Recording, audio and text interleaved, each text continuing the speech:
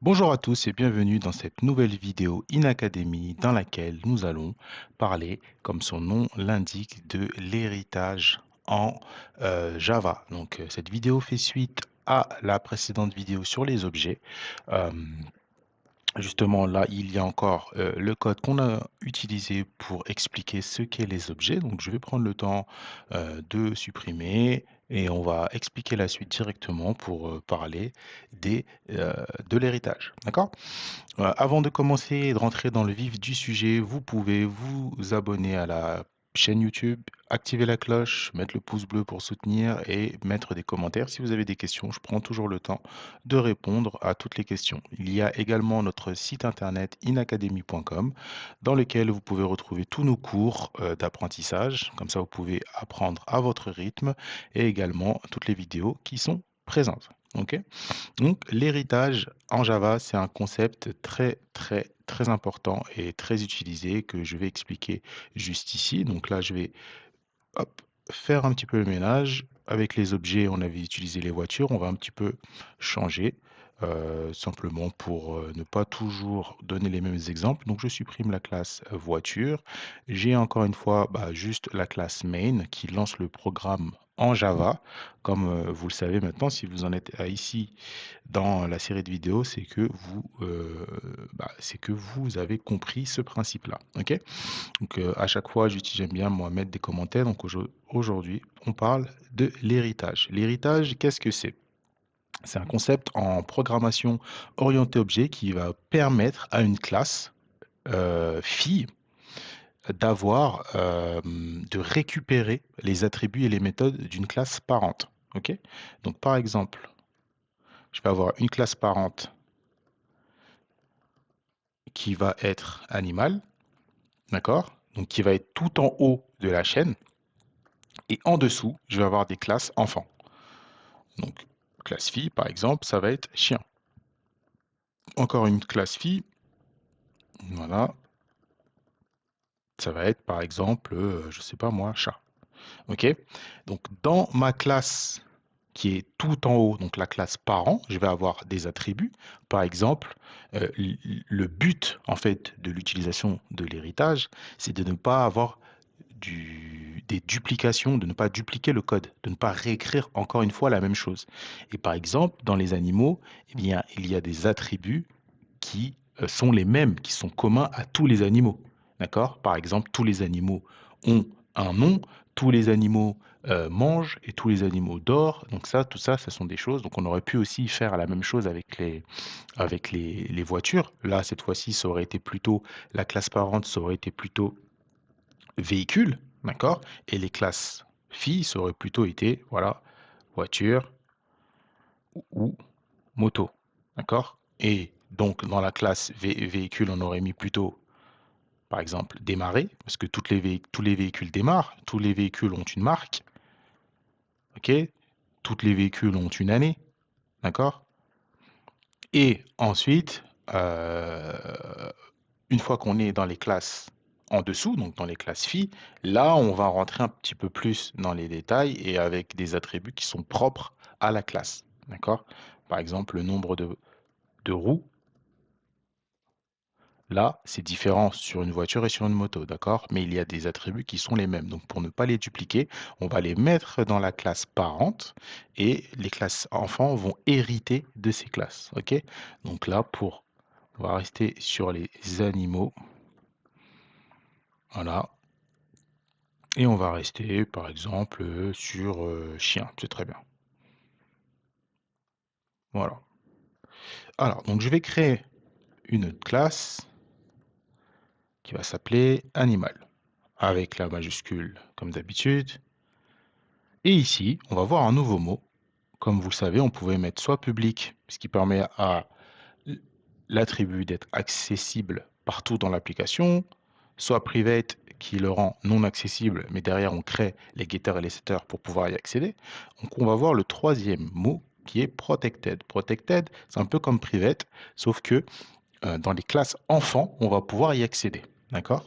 Donc là, on va mettre un string. Et comme je vous ai dit, on va essayer de mettre quelque chose de général. On va mettre par exemple le nom. OK? On va en créer un deuxième avec l'âge. Voilà, tous les animaux ont un âge. Je vais créer mon constructeur. Hop. Donc generate constructeur. On va tout sélectionner. Voilà, la création du constructeur, c'est très bien. Et je vais faire, par exemple, une méthode qui ne va rien retourner. On va dire que tous les animaux mangent. Donc la méthode, je vais l'appeler tout simplement manger. Et dedans, je vais mettre, pour afficher dans la console, systemout.println. Et je vais mettre, par exemple, le nom de l'animal. Et je vais mettre est en train de manger. OK? Voilà, je vais pouvoir également faire par exemple une deuxième méthode, hop, que je vais appeler afficher les détails.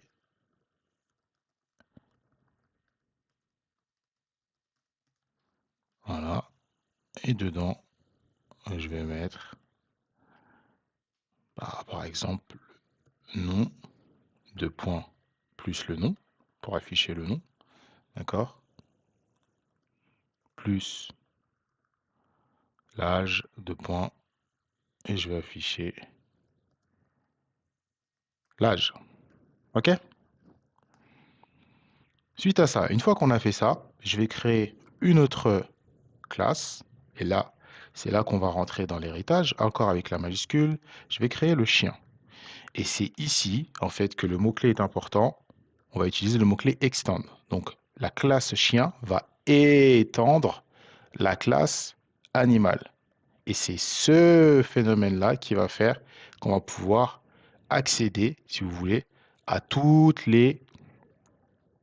les attributs et les méthodes eh bien, de la classe animal. D'accord?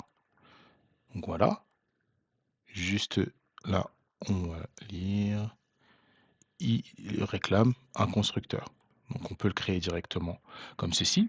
D'accord? Le mot-clé super, super, ça va me permettre d'accéder aux attributs de la classe parente, donc la classe animale. OK? Et une fois que j'ai créé mon constructeur super, je vais pouvoir mettre mes attributs que j'ai envie de mettre. Donc là, ça va être par exemple private string, la chaîne des caractères, et on va mettre une race à ce chien. Ça va être par exemple, je connais pas très beaucoup les races des animaux, mais bon, on va mettre les plus connus, hein, Bulldog par exemple, Rottweiler ou que sais-je. Ok? Je vais lui mettre une méthode qui est en public, je vais rien retourner, donc je vais mettre void et un chien, ça aboie. Ok? Je crée, j'ouvre mes accolades, dedans je vais afficher un message dans la console qui va s'appeler, je vais mettre le chien à bois, tout simplement. Voilà, tout simplement. Autre chose importante, donc vu que j'ai créé, moi, vous savez, j'ai créé un attribut, il va falloir que je le passe dans mon constructeur pour pouvoir faire mes instantiations. OK? Donc je vais le rajouter à la main, cette fois-ci je ne vais pas le générer automatiquement. Donc vu qu'il n'y en a qu'un, c'est pas trop long. Je vais rajouter du coup race et ici je passe mon this race égale à race. D'accord? Autre chose qu'on peut faire, vu que on a hérité de la classe animale, ça veut dire que j'ai accès à ses attributs, j'ai aussi accès à ses méthodes. Donc j'ai accès à la méthode, vous vous souvenez, celle-ci, afficher les détails. Moi, ce que je vais vouloir faire, c'est rajouter des informations, vu que maintenant j'ai aussi la race que je veux afficher quand j'affiche les détails. Donc je vais pouvoir surcharger, on va appeler ça surcharger la méthode afficher les détails. D'accord? Donc qu'est-ce que je vais faire? Si je vais mettre une méthode, je vais mettre la même méthode, void, afficher.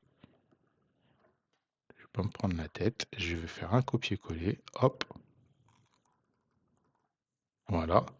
Et en fait, ce que je vais faire ici, c'est que je vais utiliser le mot-clé override qui va me permettre de surcharger la méthode. D'accord? Donc, toujours avec le mot-clé super qui va me permettre d'appeler la méthode afficher les détails. D'accord? Et en plus de ça, moi, je vais rajouter la race. Donc, je surcharge ma méthode. D'accord? Je rajoute quelque chose. Donc, si c'est encore autre chose, par exemple, il y a race, ça peut être encore autre chose, nombre de pattes par exemple, que sais-je, et ben, je peux le rajouter ici et faire tout ce que j'ai envie de faire en surchargeant. OK? Et tout ça, ça va me permettre, une fois que je suis moi dans ma classe main, ça va me permettre de, hop, créer un animal si j'ai envie, donc mon animal. Je vais l'appeler comme ça, voilà. New animal avec, là entre parenthèses, vous voyez ce qui est attendu, donc un nom et un âge. Toto par exemple, et l'âge, on va dire que l'animal a 5 ans. D'accord? Donc mon animal, je peux appeler la méthode manger, par exemple, ou bien afficher les détails tout simplement. OK? Mais ce que je vais pouvoir faire également, et c'est là que ça devient intéressant, bah, c'est créer un chien, donc un nouvel objet. Je vais créer un chien que je vais appeler mon chien. Enfin, l'objet, je vais l'appeler mon chien. Et dedans, qu'est-ce que je vais pouvoir faire? Toujours avec le new. Vous voyez là, bah, il va me demander, le chien, il va me demander le nom, l'âge et la race. Donc c'est ça l'héritage. Alors que dedans, comme vous le voyez, j'ai pas mis d'attribut, j'ai pas créé l'attribut nom et âge. Ok? Mais pourtant, il me le demande quand même. Donc je vais pouvoir passer, je sais pas moi, Rex, par exemple. L'âge 4 et la race Pitbull, par exemple. OK? Comme j'ai utilisé euh, les méthodes avec l'accesseur super, je vais pouvoir, par exemple, dire à mon chien de manger. Et je vais pouvoir accéder à cette méthode. Alors que là, je suis dans la classe de mon chien et il n'y a pas de méthode manger. Mais je vais pouvoir y accéder grâce à la classe parente qui, elle, a une méthode manger. Vous comprenez? Donc, je vais pouvoir également accéder à la méthode afficher les détails qui est surchargée et donc qui va afficher également la race. Donc si je lance ce qui va devoir s'afficher, tout va devoir s'afficher. Tout ce qu'on a précisé, plus le surchargement. Donc, on fait le test. Hop. Donc j'ai bien le nom Toto. Donc j'ai pas mis d'espace. Hop. Donc on va mettre des espaces, sinon c'est pas beau. Voilà. Donc j'ai bien Toto, j'ai bien Rex est en train de manger, d'accord? Suite à la méthode manger que j'ai appelée. Donc Rex est en train de manger et j'ai bien les détails qui sont affichés, le nom Rex, l'âge 4 et race Pitbull. Donc j'ai pas mis d'espace. Je vais le mettre race 2 points avec un espace pour que ce soit plus joli, plus lisible. OK. Et je vais relancer. Et je vais bien avoir le nom Rex. Je vais aussi mettre un espace là. Voilà. Voilà. Rex, l'âge 4 la race Pitbull et j'ai bien Rex est en train de manger. OK? Donc c'est ça l'héritage en Java. C'est un concept qui est très puissant et qui va vous permettre de faire beaucoup de choses. Parce que là, par exemple, si vous faites une application, peu importe, c'est bien. Moi, j'aime bien me projeter pour vraiment se rendre compte concrètement de ce qu'on est en train de faire. Donc, si vous êtes en train de faire une application pour, je ne sais pas moi, la SPA ou que sais-je, moi, une ferme, peu importe, vous allez avoir des animaux. Donc, vous n'allez pas à chaque fois, dans chaque classe, recréer tous les attributs. Donc ça, c'est pas optimisé parce on demande à ne pas dupliquer du code lorsqu'on fait du bon code. De deux, faut faire effectuer les maintenances de code, c'est pas non plus optimisé. Et ensuite, bah, c'est long à faire et même en tant que développeur, on n'a pas envie de taper tout le temps la même chose et de les retaper 50 fois. D'accord? S'il y a 50 animaux, tous les animaux dorment, ils mangent tous. Donc ça, c'est des choses qu'on peut avoir juste une seule fois et ensuite les faire hériter. D'accord? Et après, vous venez personnaliser chaque animal euh, dans les classes enfants. OK? Donc voilà le principe de l'héritage. Je vous remercie encore une fois d'avoir suivi nos vidéos. Je vous donne rendez-vous pour les prochaines vidéos qui sortiront bientôt. Vous pouvez aller sur le site pour retrouver nos cours et toutes nos vidéos qui sont disponibles. Donc à très vite pour de prochaines vidéos.